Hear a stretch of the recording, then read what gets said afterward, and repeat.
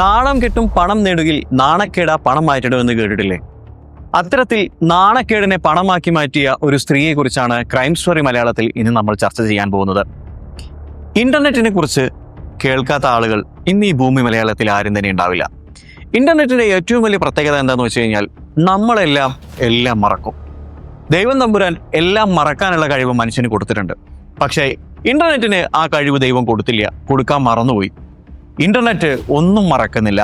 ഇന്ന് നിങ്ങൾ ചെയ്ത എല്ലാ കാര്യങ്ങളും നൂറ്റാണ്ടുകൾ കഴിഞ്ഞാലും അതുപോലെ തന്നെ ഡാറ്റ സേവ്ഡ് ആയിട്ട് അവിടെ കിടക്കും. നമ്മൾക്കെല്ലാം അറിയുന്നത് പോലെ തന്നെ സോഷ്യൽ മീഡിയ എന്ന് പറയുന്നത് ഇരുതല മൂർച്ചയുള്ള ഒരു വാളാണ്. ഒരു സുപ്രഭാതത്തിൽ സമൂഹത്തിലെ വിപ്ലവത്തിന്റെ മുഖമായി സോഷ്യൽ മീഡിയ നിങ്ങളെ പ്രതിഷ്ഠിക്കും. എന്നാൽ ഒരൊറ്റ സുപ്രഭാതത്തിൽ അവിടെ നിന്ന് നിങ്ങളെ വലിച്ച് താഴെയിട്ട് ചവിട്ടി അരയ്ക്കും. കേരളത്തിന്റെ സമീപകാല ചരിത്രത്തിൽ ആക്ടിവിസത്തിലും സോഷ്യലിസത്തിലുമെല്ലാം ഇതുപോലെ നിറഞ്ഞിരുന്ന മറ്റൊരു വ്യക്തിത്വമുണ്ടോ എന്ന കാര്യത്തിൽ സംശയമാണ്. സദാചാര പോലീസ് ചമയുന്നവർക്കെതിരെ കൊച്ചിയിലെ കിസ് ഓഫ് ലവ് എന്ന പ്രോഗ്രാമിലൂടെ രംഗത്ത് വന്ന ഒരു മുഖം.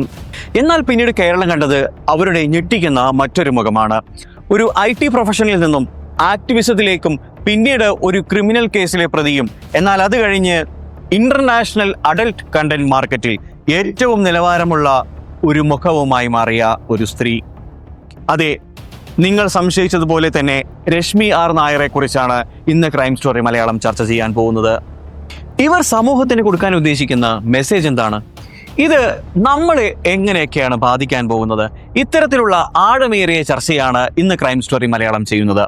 Welcome to crime story Malayalam.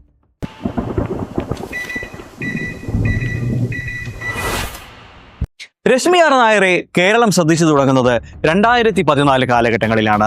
Kozhikode ഒരു പ്രമുഖ കഫേയിൽ ഒരു യുവതിയും കുറച്ച് യുവാക്കളും ഇരുന്ന് സംസാരിച്ച് ഭക്ഷണം കഴിച്ചുകൊണ്ടിരിക്കുകയായിരുന്നു. എന്നാൽ സദാചാര പോലീസ് ചമന്ന് കുറച്ച് ഗുണ്ടകൾ വന്ന്, കുറച്ച് നാട്ടുകാർ വന്ന് അവർക്കിടയിൽ വലിയ പ്രശ്നങ്ങൾ ഉണ്ടാക്കുന്നു. ഇതേ തുടർന്ന് രശ്മി ആർ നായരും രാഹുൽ പശുപാലും ചേർന്നുകൊണ്ട് ഒരു കൂട്ടായ്മ സൃഷ്ടിക്കുന്നു. കിസ് ഓഫ് ലവ് എന്ന പേരിൽ കൊച്ചിയിൽ അവർ വലിയ പ്രകടനങ്ങൾ കാഴ്ചവെക്കുന്നു.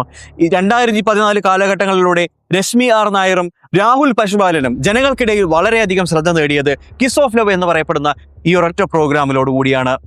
രാഹുൽ പശുപാല എന്ന് പറയുന്ന വ്യക്തിത്വം രശ്മി ആർ നായരുടെ ഭർത്താവായിരുന്നു. ആ കാലഘട്ടത്തിൽ അദ്ദേഹം ഒരു IT പ്രൊഫഷണലായി ജോലി ചെയ്തുകൊണ്ടിരിക്കുകയായിരുന്നു. എന്നാൽ യുക്തിവാദികൾക്കും യാഥാസ്ഥിതിവാദികൾക്കും എതിരെയുള്ള നിരന്തരയ്ക്ക് കിട്ടിയ ഒരു അടി പോലെയായിരുന്നു കിസ് ഓഫ് ലവ് പറയുന്ന ഈ പ്രോഗ്രാം. ഇതിനെ ഇതേ രീതിയിൽ തന്നെ ചാനലുകൾ എടുത്ത് ആഘോഷിക്കുകയും ചെയ്തു. എല്ലാ വാർത്തകളിലും നിറസാന്നിധ്യമായി സോഷ്യൽ മീഡിയയിലും അതേപോലെ വാർത്താ ചാനലുകളിലുമെല്ലാം ഈ രണ്ട് വ്യക്തിത്വങ്ങൾ വളരെയധികം ആ കാലഘട്ടങ്ങളിൽ നിറഞ്ഞു തുളുമ്പി നിന്നിരുന്നു.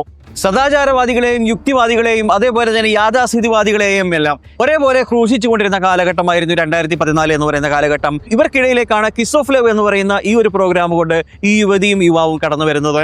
അതുകൊണ്ട് തന്നെ സോഷ്യൽ മീഡിയ ഇതിനെ എടുത്തിട്ട് വളരെയധികം ആഘോഷിക്കുകയാണ്. ഇവർ പ്രൈം ടൈം ചർച്ചകളിൽ എല്ലായ്പ്പോഴും അറിയപ്പെടുന്ന വ്യക്തിത്വങ്ങളായി ഈ സമയം കൊണ്ട് തന്നെ മാറിക്കഴിഞ്ഞിരുന്നു. എന്നാൽ ഈ മുഖംമൂടിക്ക് അധിക നാളിന്റെ ആയുസ് ഉണ്ടായിരുന്നില്ല എന്നുള്ളതാണ് മറ്റൊരു സത്യം. ഈ സമയം കൊണ്ട് തന്നെ സോഷ്യൽ മീഡിയയിൽ ഇവർക്ക് ഒരുപാട് ഫോളോവേഴ്സ് ഉണ്ടായിരുന്നു. ഒരുപാട് ഫോളോവേഴ്സ് ഉള്ള കപ്പിൾസായി യുക്തിവാദികൾക്കും സദാചാരവാദികൾക്കും എതിരെ സംസാരിക്കുന്ന ഒരു ഗ്രൂപ്പായിട്ട് ഇവർ ആ സമയം കൊണ്ട് തന്നെ മാറിക്കഴിഞ്ഞിരുന്നു. 2015 കാലഘട്ടങ്ങളിൽ ഇവരുടെ ജീവിതത്തിൽ ഒരു ട്വിസ്റ്റ് ഉണ്ടാവുകയാണ്. ഓപ്പറേഷൻ ബിഗ് ഡാഡി എന്ന പേരിൽ കേരള പോലീസ് നടത്തിയ ഒരു വൻ വേട്ടയിൽ രശ്മി നായരും അതേപോലെ തന്നെ അവരുടെ ഭർത്താവും അറസ്റ്റ് ചെയ്യപ്പെടുകയാണ്. പെരുവാണിപ്പത്തിന്റെ പേരിലും വ്യഭിചാരത്തിന്റെ പേരിലുമാണ് പോലീസ് ഇവർക്കെതിരെ കേസെടുത്തിരിക്കുന്നത്. ക്രൈം ബ്രാഞ്ച് IG ശ്രീജിത്തിന്റെ നേതൃത്വത്തിലായിരുന്നു ഇത് നടത്തി വന്നിരുന്നത്.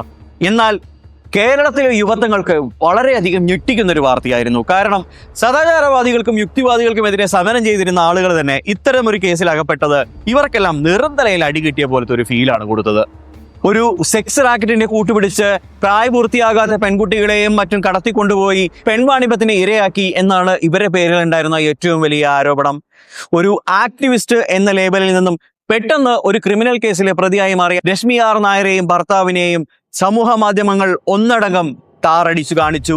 ഏറ്റവും വലിയ സൈബർ ആക്രമണത്തിന് ഇവർ രണ്ടുപേരും ഇരയായി.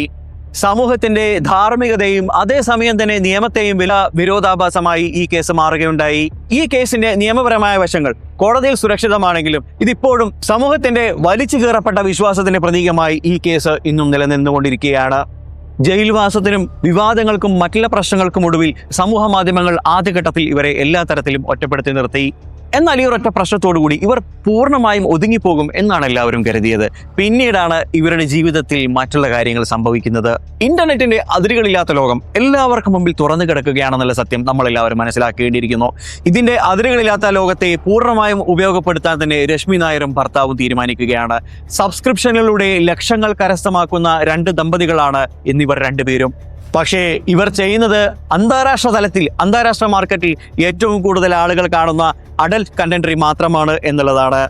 തനിക്ക് ശരിയെന്ന് തോന്നുന്ന കാര്യം ആരുടെ മുമ്പിലും ഒരു മടിയുമില്ലാതെ കാണിക്കാൻ ധൈര്യമുള്ള രണ്ട് വ്യക്തിത്വങ്ങളായി ഇവരെന്നും സോഷ്യൽ മീഡിയയിൽ അഡൽട്ട് കണ്ടന്റുകൾ സബ്സ്ക്രിപ്ഷനിലൂടെ കൊടുത്തുകൊണ്ട് ലക്ഷങ്ങൾ സമ്പാദിക്കുന്ന രണ്ട് കപ്പിൾസായി മാറി. ഈ അടുത്തിടെ യൂട്യൂബിലും മറ്റും വൈറലായിട്ടുള്ള ഇവരുടെ കണ്ടന്റുകൾ പരിശോധിച്ച സമയത്ത് അതിൽ അവർ പറയുന്ന ഒരു കാര്യം എന്താണെന്ന് പറഞ്ഞു കഴിഞ്ഞാൽ, എൻ്റെ ശരീരം എൻ്റെ ചോയ്സ്, എനിക്ക് ശരിയെന്ന് തോന്നുന്നത് ഞാൻ ചെയ്യുന്നു. എൻ്റെ കണ്ടന്റുകൾ കാണാൻ ആഗ്രഹമുള്ള ആളുകൾ കാശ് കൊടുത്ത് എന്നെ സബ്സ്ക്രൈബ് ചെയ്യുന്നു, എൻ്റെ കണ്ടന്റുകൾ കാണുന്നു. ഇതിൽ നിങ്ങൾക്ക് പരാതികൾ എന്തെങ്കിലും ഉണ്ടെങ്കിൽ അത് പറയേണ്ടടുത്ത് പറയുക, എന്നോട് പറഞ്ഞിട്ട് കാര്യമില്ല. എൻ്റെ വ്യക്തിത്വം ഇതാണ്, എനിക്ക് ശരിയെന്ന് തോന്നുന്നത് ആരുടെ മുമ്പിൽ തുറന്നു കാണിക്കാനും ചെയ്യാനും എനിക്ക് യാതൊരു മടിയുമില്ല. ഇതാണ് ഇവരുടെ കാഴ്ചപ്പാട്. താൻ ചെയ്യുന്നത് ഒരു തൊഴിലാണെന്നും ഇതിൽ സമൂഹത്തിനോ മറ്റുള്ള ആളുകൾക്കോ നിയമത്തിനോ തന്നെ തടയാനോ തടഞ്ഞു നിർത്താനോ തന്റെ വ്യക്തിത്വം ഇല്ലായ്മ ചെയ്യാനോ കഴിയില്ല എന്നൊക്കെയാണ് ഇവർ വാദിക്കുന്നത്. നെഗറ്റീവ് പബ്ലിസിറ്റിയെ കാശാക്കി മാറ്റുന്ന രണ്ട് കപ്പിൾസ് ആയിട്ടാണ് അവർ ഇന്ന് സോഷ്യൽ മീഡിയയിൽ എല്ലാ തരത്തിലും അറിയപ്പെടുന്നത്. ഇനി മുതൽ അങ്ങോട്ട് ഞാൻ പറയാൻ പോകുന്ന കാര്യങ്ങളാണ് ഈ ഡോക്യുമെന്ററിയുടെ ഏറ്റവും പ്രധാനപ്പെട്ട കാര്യങ്ങൾ. ഇവിടെയാണ് പ്രധാനപ്പെട്ട ചില ചോദ്യങ്ങൾ നമ്മൾ ചോദിക്കേണ്ടത്. വ്യക്തിപരമായി ഇത് ശരിയോ തെറ്റോ എന്നതിലുപരി നമ്മൾ കാശ് സമ്പാദിക്കുന്ന രീതിയിലാണ് ചില കാര്യങ്ങൾ ഒളിഞ്ഞിരിക്കുന്നത്. നല്ല രീതിയിലും മോശമായ രീതിയിലും നമുക്ക് കാശ് സ്വീകരിക്കാം. അവർ വ്യക്തിപരമായി അവർ ചെയ്യുന്ന കാര്യങ്ങൾ വളരെ നല്ലതാണെന്ന് വിശ്വസിക്കുന്നു. താൻ ചെയ്യുന്നത് തൊഴിലാണെന്നും തന്നെ കാണാൻ താല്പര്യമുള്ള ആളുകളാണ് തന്നെ സബ്സ്ക്രൈബ് ചെയ്യുന്നതെന്നും താൻ ചെയ്യുന്നത് ഒരു തൊഴിലായതുകൊണ്ട് തന്നെ നിയമത്തിനോ മറ്റുള്ള ആളുകൾക്കോ താങ്കളെ തടയാൻ കഴിയില്ല എന്നൊക്കെ ന്യായീകരണങ്ങൾ ഇവർ പറയുന്നുണ്ടെങ്കിലും ഏതൊക്കെ മോശം രീതിയിലും കാശ് സമ്പാദിക്കാം എന്നുള്ള രീതിയിലുള്ള ചില തെറ്റിദ്ധാരണകൾ ഇന്നത്തെ യുവാക്കൾക്കും യുവതികൾക്കും ഇടയിൽ ഇത്തരം സംഭവങ്ങൾ പരത്തുന്നുണ്ട്. ഇതിന്റെ ഏറ്റവും വലിയ ഉദാഹരണമാണ് ഇൻസ്റ്റഗ്രാം തുറന്നു നോക്കിക്കഴിഞ്ഞാൽ ഇഷ്ടം പോലെ ആളുകൾ സബ്സ്ക്രൈബ് ബട്ടൺ ഓണാക്കി വെച്ചിട്ടുണ്ട്. എന്നിട്ട് രാത്രിയുടെ അന്ത്യയാമങ്ങളിൽ സ്വന്തം ഭർത്താവിനെ മാത്രം കാണിക്കേണ്ട കാഴ്ചകൾ നാട്ടുകാരെ കാണിച്ച് കാശുണ്ടാക്കുന്ന സംഭവങ്ങൾ. ഇന്റർനെറ്റ് ഒരു തുറന്ന ലോകമായതുകൊണ്ട് തന്നെ അതിൽ നിന്ന് ലഭിക്കാൻ പോകുന്ന വരുമാനവും ഇൻഫിനിറ്റി എന്നും പറയുന്നതാണ്. നിങ്ങൾ ഇന്നൊരു കണ്ടന്റ് അപ്ലോഡ് ചെയ്യുകയാണെങ്കിൽ ജീവിതകാലം മുഴുവൻ ഒരു പക്ഷേ മറ്റൊരു കോപ്പിറൈറ്റ് പ്രശ്നങ്ങളും ഇല്ലെങ്കിൽ അത് അവിടെ തന്നെ കിടക്കാം. അത് എത്രത്തോളം ആളുകൾ അത് കാണുന്നു അത്രത്തോളം വരുമാനം നിങ്ങളുടെ പോക്കറ്റിലേക്ക് വർഷങ്ങൾ ഇങ്ങനെ ഒഴുകിക്കൊണ്ടേയിരിക്കും. ഇത് നമ്മുടെ ധാർമ്മികതയെ ചോദ്യം ചെയ്യുന്നതാണെന്ന് നമുക്ക് പറയാം. കാരണം ഇത്തരത്തിൽ മോശം കണ്ടന്റുകൾ ചെയ്ത് കാശുണ്ടാക്കാൻ ആളുകൾ തുടങ്ങിക്കഴിഞ്ഞാൽ നല്ല കണ്ടന്റുകൾക്ക് ഇന്ന് സോഷ്യൽ മീഡിയയിൽ ഒരു പ്രാധാന്യമില്ലാതായി തീരും. മാത്രമല്ല നമുക്കിടയിലേക്ക് വളർന്നു വരുന്ന യുവാക്കളും യുവതികളും ഇത് തന്നെ ഫോളോ ചെയ്യാനുള്ള സാധ്യതയും വളരെയേറെയാണ്.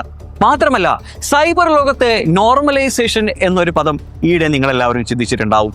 വ്യക്തിപരമായി മാത്രം ചെയ്യാൻ ആഗ്രഹിച്ചിരുന്ന കാര്യങ്ങൾ ഇന്ന് വ്യക്തി സ്വാതന്ത്ര്യം, പ്രോഗ്രസീവ് തിങ്കിങ് എന്നൊക്കെ പേരിൽ പബ്ലിക്കായിട്ട് ചെയ്യുന്നത് നമ്മളെല്ലാവരും ശ്രദ്ധിച്ചിട്ടുണ്ടാവും. ഇത് നോർമലൈസേഷന്റെ ഭാഗമായി സോഷ്യൽ മീഡിയയിൽ വന്നിട്ടുള്ള ചില മാറ്റങ്ങളാണ്. ഇത് ചെയ്യുന്നത് ശരിയാണോ തെറ്റാണോ എന്ന് നിങ്ങൾ തന്നെ ചിന്തിക്കുക. നിങ്ങളുടെ ജീവിതത്തിൽ ഒരു പ്രൈവസി കീപ്പ് ചെയ്യുന്ന ആളാണെങ്കിൽ ഒരുപക്ഷെ നിങ്ങളുടെ മകൻ അങ്ങനെ ആയിരിക്കണമെന്നില്ല. ഇത് നിങ്ങളുടെ ജീവിതത്തെയും ബാധിക്കും. ആസ് എ പാരന്റ് നിങ്ങളുടെ മകനോ മകളാണ് ഇത് ചെയ്യുന്നതെങ്കിൽ ഇതൊരിക്കലും നിങ്ങൾ അനുവദിച്ചു കൊടുക്കരുത് എന്നാണ് ഞങ്ങളുടെ അഭിപ്രായം. ഇത് നിങ്ങൾ അനുവദിച്ചു കൊടുക്കുകയാണെങ്കിൽ നോർമലൈസേഷന്റെ ഭാഗമായി ഒരു പക്ഷേ നിങ്ങളുടെ ബെഡ്റൂമിലേക്കും നിങ്ങൾ അറിയാതെ ഒരു ക്യാമറ പൊന്തി വരുന്നത് നിങ്ങൾക്ക് അധികം വൈകാതെ തന്നെ കാണാം. എളുപ്പത്തിൽ പണം സമ്പാദിക്കാനും അതേപോലെ തന്നെ മോസ്റ്റ് മോഡേൺ ആയി നടക്കാനും ആഗ്രഹിക്കുന്ന ഒരുപാട് ആളുകൾ ഈ ചതിക്കുഴിയിലേക്ക് പെട്ടെന്ന് തന്നെ വീണു പോകുന്നുണ്ട്. എന്നാൽ നിങ്ങൾക്ക് ഒരു പ്രൈവറ്റ് ലൈഫ് ഉണ്ടെന്നും ആ പ്രൈവറ്റ് ലൈഫിലേക്ക് നിങ്ങൾ വന്നു കഴിഞ്ഞാൽ നിങ്ങളുടെ ജീവിതത്തിൽ ഉണ്ടാവാൻ പോകുന്ന അപകടങ്ങൾ എന്തൊക്കെയാണെന്നുള്ളതും നിങ്ങൾ മുൻകൂട്ടി മനസ്സിലാക്കുകയാണെങ്കിൽ ഇത്തരം ചതിക്കുഴികളിൽ പെടാതെ നിങ്ങൾക്ക് പെട്ടെന്ന് തന്നെ രക്ഷ നേടാൻ പറ്റും. ആക്ടിവിസവും അരാജകത്വവും തമ്മിലുള്ള അതിർവരമ്പുകളാണോ ഇവിടെ ലംഘിക്കപ്പെടുന്നത് എന്ന് നമ്മൾ വിചിന്തനം ചെയ്യേണ്ടിയിരിക്കുന്നു.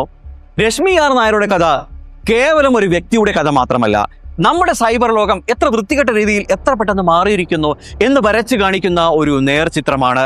സൈബർ ലോകം പണത്തിനു വേണ്ടി എന്ത് വൃത്തികെട്ട കാഴ്ചയും ആളുകളെ കാണിക്കും എന്നതിൻ്റെ ഒരു നേർക്കാഴ്ച കൂടിയാണിത്.